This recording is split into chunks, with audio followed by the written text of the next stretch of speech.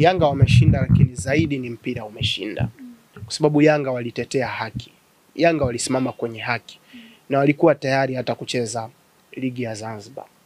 Kwa kitu ambacho watu wengi hawajui, Yanga tayari washaandika barua kwenda mamlaka kwamba msimu ujao wanaomba kucheza ligi ya Zanzibar. Waliandika huko au Zanzibar? Waliandika kwenye mamlaka za huko, wakitaarifu kwamba wao wataenda kufanyaje?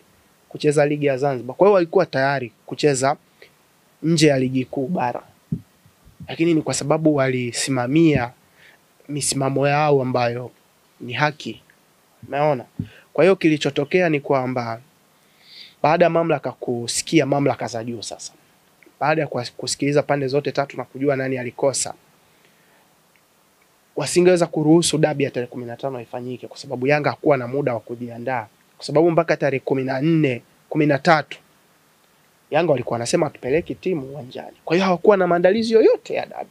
Sasa au kamzi uambie umetoa maamuzi tarehe 13 afu uambie tarehe 15 wacheze dabi. Isingewezekana. Kwa hiyo ilihitajika mechi isogezwe mbele ili timu zote sasa zijiandae kwa ajili ya hiyo dabi na tumpate bingwa ambaye anastahili. Kwa hiyo nimefurahi kwa sababu mpira umeshinda, mpira unakwenda kuchezwa ili tumpate bingwa. Ina maana ligi yetu haitoharibika, bingwa atapatikana na atakayeshuka daraja atajulikana. Anda walio unajisi mpira wamekaa pembeni akina Kasongo na mwenzake. You see? Kwa hiyo nadhani ndo vigezo ambavyo vimepelekea hiyo mechi kusogezwa mbele. Sawa.